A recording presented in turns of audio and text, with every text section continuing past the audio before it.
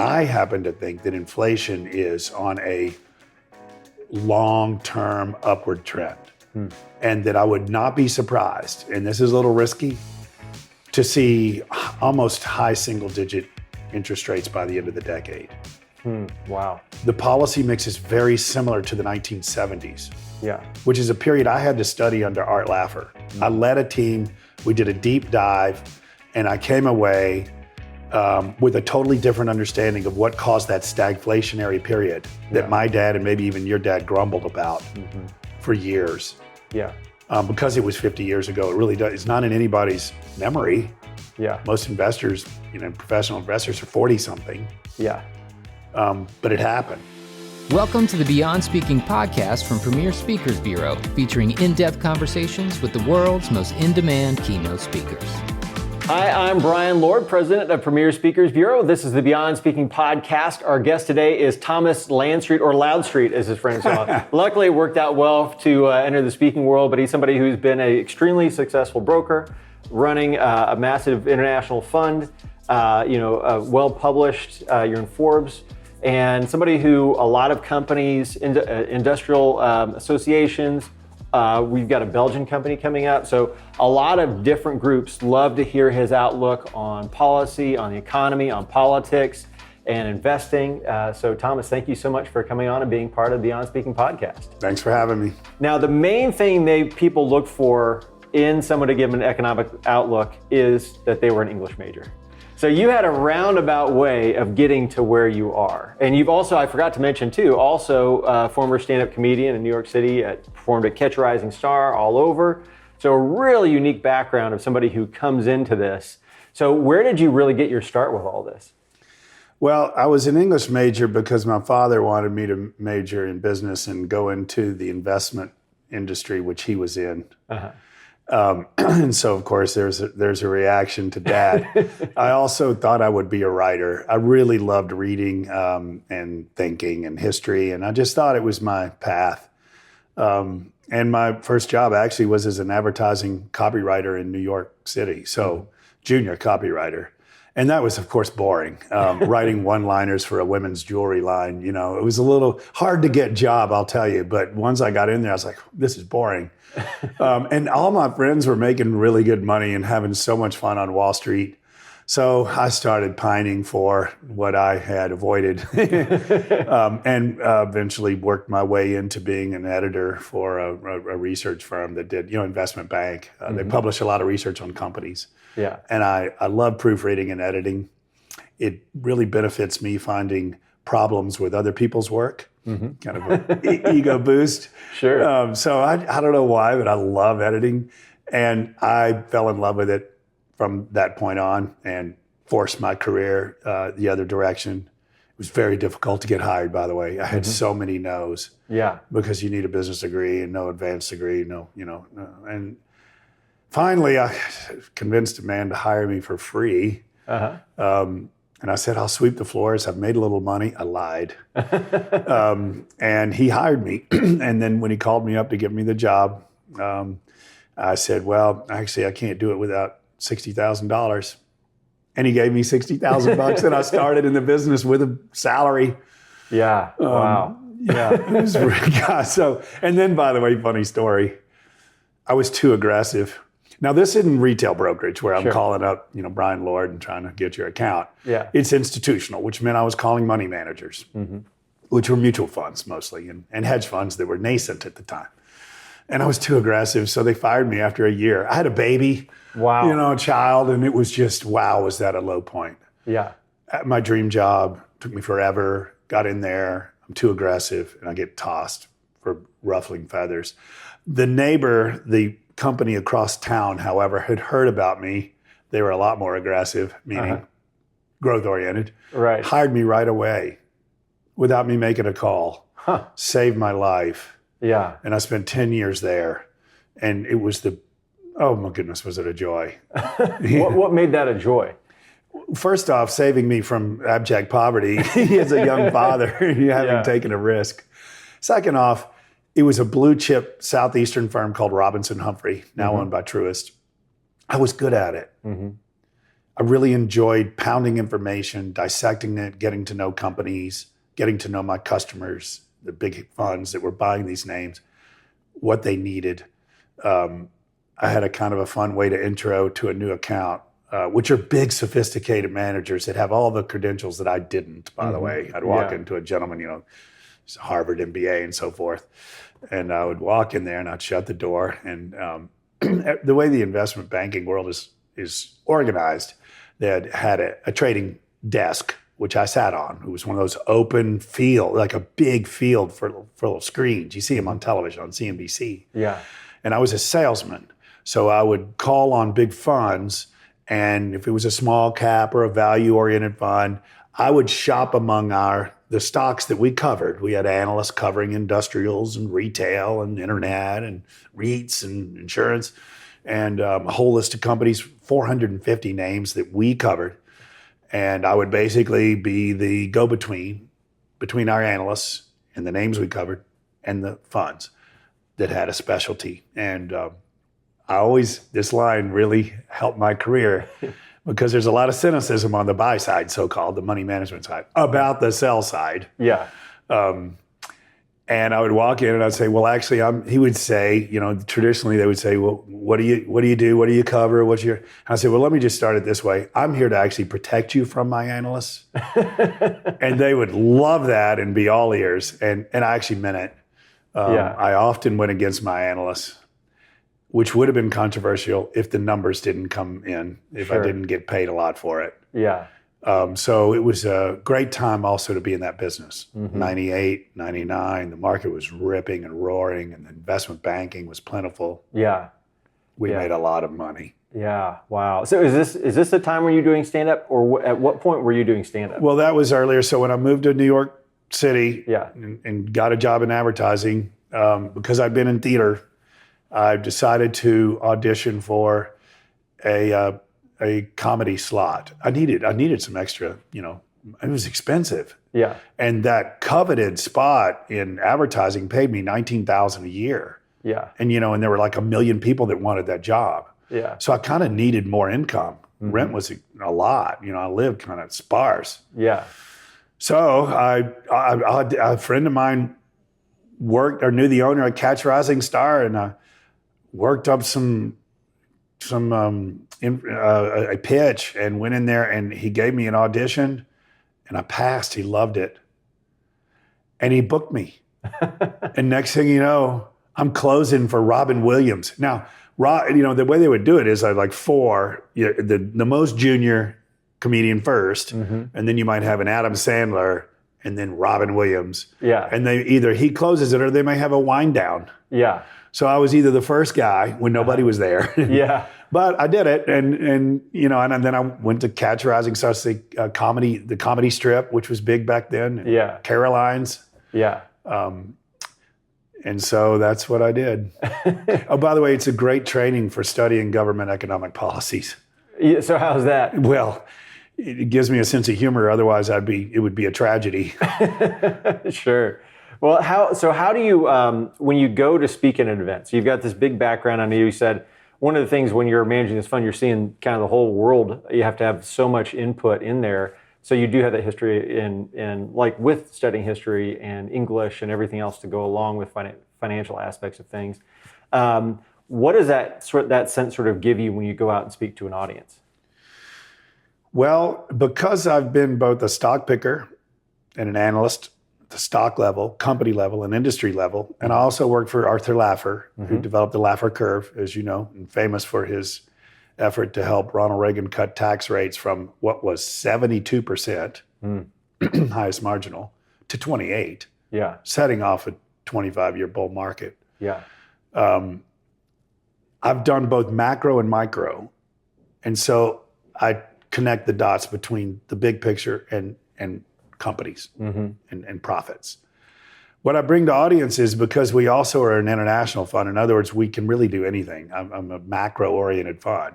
I currently own stocks in Argentina because of this amazing new president that's come along named Milei. And the point is, I have to know a little bit about everything. So for an audience, I can really pitch right at the audience because I probably know something about what they're concerned with. So it kind of gives me a very big palette to draw from. And I work really hard to understand the industry and the people I'm speaking to so that I can take what I know, and we have a research staff, and I can deliver very relevant, impactful, thought-provoking, hopefully actionable, ideas, and put a framework around what we're reading, which is so hard to understand sometimes. Now for this one, so we're recording this in early October of 2024. We're coming up on an election in a month. What are audiences asking you about the most right now? Interest rates. It's on everybody's mind. And regulations. So interest rates and the regulatory apparatus are the two most critical subjects currently. And what do they want to know, or what are you able to share with them about those topics? Well, so Laffer taught me something really interesting, and this is his concept, but the government is the 800-pound gorilla in any economy. If it's in Buenos Aires, Brazil, or Bangladesh, or Boston, the real creator and destroyer of incentives is government and government policies. And he frames it in the government economic policies are organized in 4 different areas in there. So he called them the grand kingdoms of macroeconomics. And it's monetary policy, which is the Federal Reserve, fiscal policy, which is tax rates and tax credits and subsidies, regulatory policy, which is everything else, building safety codes, food safety codes, the ethanol mandate, and then trade policy, which is the least appreciated, which is free trade, unencumbered free trade. Those are the 4 grand kingdoms. And so when we look at the world and we look at a country and we contemplate whether it's going to be successful or not as an investment, we look at it through the framework of the 4 grand kingdoms. What are these policies? What is the policy mix? As we know, we had 0 interest rate policies here for many years, and now they've gapped up a record increase in interest rates, and now he's starting to cut again. So that's really on everybody's minds. And and honestly, where interest rates go depends on inflation. And I happen to think that inflation is on a long-term upward trend. And that I would not be surprised, and this is a little risky, to see almost high single-digit interest rates by the end of the decade. Wow. The policy mix is very similar to the 1970s. Which is a period I had to study under Art Laffer. I led a team, we did a deep dive, and I came away with a totally different understanding of what caused that stagflationary period that my dad and maybe even your dad grumbled about for years. Because it was 50 years ago, it really does. It's not in anybody's memory. Most investors, professional investors are 40-something.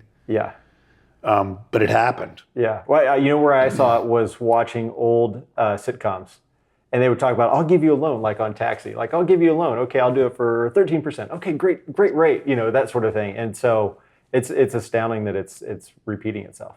It is repeating, and it's because the policy mix. The regulatory policies and the monetary policies and trade policies. Interesting under Richard Nixon, which a lot of people will blame the 70s on Jimmy Carter, who wasn't elected until late 70s. But really, it was Richard Nixon, and before him, Lyndon Baines Johnson, with his giant social spending. Which we have today, by the way, debt and deficits. But Richard Nixon was a very political president, thought to have the smartest cabinet of all recent presidents, but they really made the worst errors. He was very worried about inflation because it was a problem politically. And inflation at the time was stemming from oil prices rising, as you remember. When I was a baby, I don't really remember it, but right here in Nashville, you were restricted on what days you could buy gasoline. I'm sure you've heard those stories. I've seen pictures like the long lines of cars Yeah. and everything. Yeah. You know, I'm the youngest of 5. And my mom would pull up in her station wagon, wait on the day she was allocated. So it's hard for us to even conceive of such a thing, but it happened. Mm-hmm. It happened because of Richard Nixon. Richard Nixon was worried about oil prices rising and hurting him politically. Mm-hmm. So what he did was he capped what oil producers could charge per barrel below the market. So if you and I were CEOs of oil companies and we were told by the government that we could only charge so much for oil below the prevailing price in the market, where's the incentive to find the extra barrel of oil? Yeah. In other words, U.S. oil production actually went into a 40-year decline on that day. And I show this chart in my presentation, and audiences gasp. It shows U.S. oil production from 1925, when John Rockefeller revolutionized the industry, and this is production, not consumption, and it's going up. And then in the 60s, we had a growth economy. It just goes parabolic. Mm-hmm. And then in 1971, when Richard Nixon imposed these price controls, U.S. oil production literally goes into a 40-year decline. And there is, and I show this to audiences because that's where policy meets price. Yeah. Yeah. So either way, right now we have this administration's antagonistic against oil production and natural gas and coal. And another thing Richard Nixon that happened during Richard Nixon's tenure was also related to oil prices was the Yom Kippur War. So in 1973, there was this skirmish in the Middle East. The U.S. sided with Israel. Oil prices were rising, which gave the Middle Eastern countries a lot more money, emboldened them. They kicked American oil producers out of their countries. This is the United Arab Emirates, Saudi Arabia, Iran, Iraq, the oil producers. Took over their assets, the wells and the land. And then OPEC was formed. OPEC was a loose selling group before that. And then it became an official price-setting cartel after that, price fixing. Yeah. And it became an East versus West skirmish with oil prices as the battering ram. And oil prices skyrocketed because they withheld oil from the market to get back at us for supporting Israel in the Yom Kippur War. In other words, there was a massive schism between East and West, a breakdown in free trade, that led to much higher oil prices. So it was the exact opposite of what Richard Nixon hoped for in his price controls. So need I say that we have similar situation today? We've got OPEC plus, and we have the BRICS plus, which is a trade association, which, by the way, is not evil by itself, but it's now becoming antagonistic to the U.S. and to the West. And they're adding more countries by the day. They're adding Turkey, it appears, a NATO ally. In other words, I'm seeing a very similar fracturing between East and West, which is a significant breakdown in free trade, which is inflationary. And it's something that the Federal Reserve has no power over. They can do whatever they want with interest rates. This is not in their purview, if you will. Does that make sense? Yeah, it's more of that global than what they can handle It is. directly. So, but it's policy related. Yeah. Wow, that's very interesting. So, I mean, that's a lot to give people to look at and to think about. I guess more on the speaking side of things, how do you break it down when you do different groups? So, like, I know you're speaking to a European company pretty soon here. I think it's in the U.S., but Belgian company. And then also, doing small domestic associations in Texas or in California. How do you customize your presentations to each different type of group? Well, I get a sense of course, from their business focus, what their concerns are. I communicate with the representative who has hired me in detail and throw some ideas out there. So I'm interactive in that way. The Belgian company, by the way, is an association of accounting firms that do international tax. Well, accountants get what I do better than probably any other group, honestly. They understand the power of government policy changes and incentives. Obviously, if there's a tax rate change that gives an opportunity or an advantage or a penalty to some of the companies, they hear about it right away and they set up complex schemes to avoid paying taxes. So they really are where the rubber hits the road. And I've got a lot to talk about to the accounting industry. There's this global minimum tax that's being floated, which is actually very disturbing. Yeah. We lose our sovereignty when we give the United Nations or some international global power over us. And that's a big concern, and I will address that there. I spoke to an association of electrical contractors. They're very interested in labor costs and also the cost of goods, of steel and aluminum and so forth, and inflation and interest rates, because they run smaller businesses. Yeah. So my presentation was focused on the free flow of goods and services across national boundaries, trade, and my expectations for trade and for interest rates, and also labor. And so I mean, that was a very successful talk because it's something they all fret about.